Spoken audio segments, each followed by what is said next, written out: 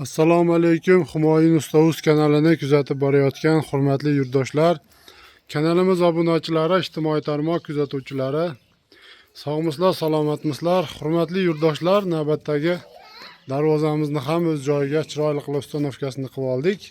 Bu darvozamizni Samarqand viloyati Jomboy tumaniga olib kelib o'rnashtirib berdik.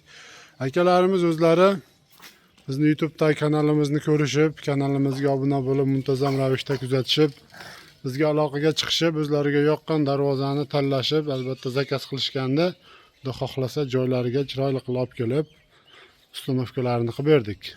Hurmatli yurtdoshlar, bu darvozamiz bo'yicha ma'lumot berib o'tsak, albatta darvozamiz ikkilik listda yasalgan, bir qavatlik ruchnoy rabota darvozamiz. Hozirgi kunda juda ko'p yurtdoshlarimizga ma'qul kelib turgan darvozalarimizdan biri. Darvozamizning razmeri eniga 350, bo'yiga 290 razmerda bo'ldi. Asosiy mana stoyka qismi, chetlari 5 qo'llik shivillar, qovurg'a profillari 6 ga to'rlik 1.7lik stenali qalin profildan foydalanganmiz. Listini aytib o'tdik, pilisavoylik 2lik qalin lista bo'lgan. Darvozamizning kraskasiga to'xtalib o'tsak, aziz yurtdoshlar, kraskasi to'q, mokriy asfalt svetda.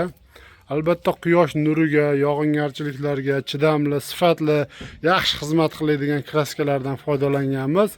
Va mana bu piramidacha gullari, mana shu kofka gullarini polniy tillarang svetga bo'yab, darvozamizning rangiga juda ham bir padmas tushadigan rangga bo'yab, darvozamizni bitirib olib kelib ustanovkasini qildik. Aziz yurtdoshlar, bu darvozamiz dastavka ustanovkasi ichida 1 kvadrat metri 900 ming so'mdan kelib o'rnadi.